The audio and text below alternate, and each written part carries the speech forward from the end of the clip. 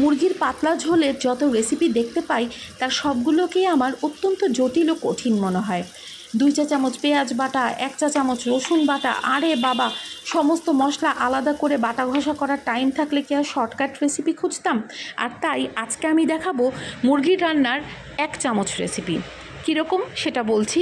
প্রথমে আমি একটা ব্লেন্ডার মেশিনে নিয়ে নিলাম 5-6 কোয়া রসুন, 5-6 টুকরো আদা এবং 1 মুঠো পেঁয়াজ। এই সব কিছুকে আমি একসাথে ব্লেন্ড করে নিব। কেউ যদি চামচ মেপে নিতে চান তাহলে 1 টেবিল চামচ আদা কুচি, 1 চা চামচ রসুন কুচি এবং তরকারির চামচের 1 চামচ পেঁয়াজ কুচি নেবেন। তরকারির চামচ মানে বুঝেছেন তো, তরকারির পাড়ার যে বড় চামচগুলো থাকে সেগুলো। তারপর অল্প একটু পানি দিয়ে ব্লেন্ড করে নেবেন। বেশি পানি দিয়ে ব্লেন্ড করলে কিন্তু তরকারির স্বাদ ভালো হয় না। আর ব্লেন্ড করার সাথে সাথেই চুলায় দিয়ে দেওয়ার চেষ্টা করবেন। এই রেসিপির নাম মুরগির 1 চামচ রেসিপি। তার মানে কি সব কিছু 1 চামচ করে যাবে। আমরা দিয়ে দিলাম কম কম করে 1 চামচ হলুদ। তরকারিতে বেশি হলুদ হয়ে গেলে তরকারি খেতে ভালো হয় না। একটু বেশি বেশি করে 1 চা চামচ মরিচের গুঁড়ো, কারণ আমি একটু ঝাল ভালোবাসি। আর একেবারেই কম কম করে 1 চামচ ধনিয়ার গুঁড়ো, 1 চা চামচ। বেশি ধনিয়ার গুঁড়ো দিলে কিন্তু তরকারির রঙটা নষ্ট হয়ে যায়, আর পাতলা ঝোলে ধনিয়ার গুঁড়োটা কমই ভালো লাগে। আমি কিন্তু লবণটাও 1 চা চামচ দিয়েছি। এই সব কিছু দিয়ে আমি মশলাটাকে ভালোভাবে নেড়েচেড়ে মিশিয়ে নিচ্ছি। অবশ্যই মনে রাখবেন আঁচ যেন মাঝারি থাকে। আমাদের মুরগি রান্না খারাপ হওয়ার একটা অনেক বড় রিজন হচ্ছে আমরা মশলাটা অনেক হাই হিটে কষাই। হাই হিটে মশলা কষালে মশলা তেতো হয়ে যায়, ফলে তরকারিটাও তেতো হয়ে যায়। আর বেশি আঁচের কারণে মশলার অরিজিনাল টেস্টটা বের হয়ে আসে না।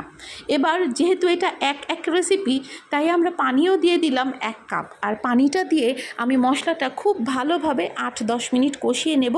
কিন্তু মিনিমাম 7-8 মিনিট কষানোটা খুবই জরুরি, কারণ মশলা যদি ভালোভাবে কষানো না হয় তাহলে আপনার এই মুরগির পাতলা ঝোল কখনোই খেতে মজা হবে না। ভুনা মাংসের ক্ষেত্রে আমরা তো পরবর্তীতে মাংসটা দেওয়ার পরেও অনেকক্ষণ কষাই, কিন্তু পাতলা ঝোল রান্না করার ক্ষেত্রে মশলাটা আগেও খুব ভালোভাবে কষিয়ে নেওয়া জরুরি। কষিয়ে কষিয়ে ভাজা ভাজা করে একেবারে মশলাটা যখন তেলের উপরে উঠে আসবে তখন আমরা মাংসটা দিব। তার আগে আমরা মুরগির মাংসটা অ্যাড করব না। এবং এই রেসিপিটা গরুর মাংসের ক্ষেত্রেও বা খাসির মাংসের ক্ষেত্রেও একই রকম হবে। মশলাটা খুব ভালোভাবে কষানো হয়ে গেলে আমি এতে দিয়ে দিচ্ছি মুরগি রান্না করার আগে আমি খুব ভালোভাবে ধুয়ে অন্তত 1 ঘন্টা মুরগিটাকে পানি দিয়ে ভিজিয়ে রাখি। তারপর আমি পানিটা চেঞ্জ করে আরও কয়েকবার ধুয়ে নিই। এতে মুরগির ভেতরে থাকা সমস্ত ইমপিউরিটিস বের হয়ে যায়, হাড়ের মাঝে জমে থাকা রক্তটাও পরিষ্কার হয়ে যায়। ফলে মুরগিটা রান্না করার পরে খেতে খুব ফ্রেশ লাগে আর খুব ভালো লাগে। আমরা এখন মুরগিটাকে ঢাকনা দিয়ে কষিয়ে নিব। ঢাকনা দেওয়াটা জরুরি, আপনি রান্না করার পরই বুঝতে পারবেন কেন।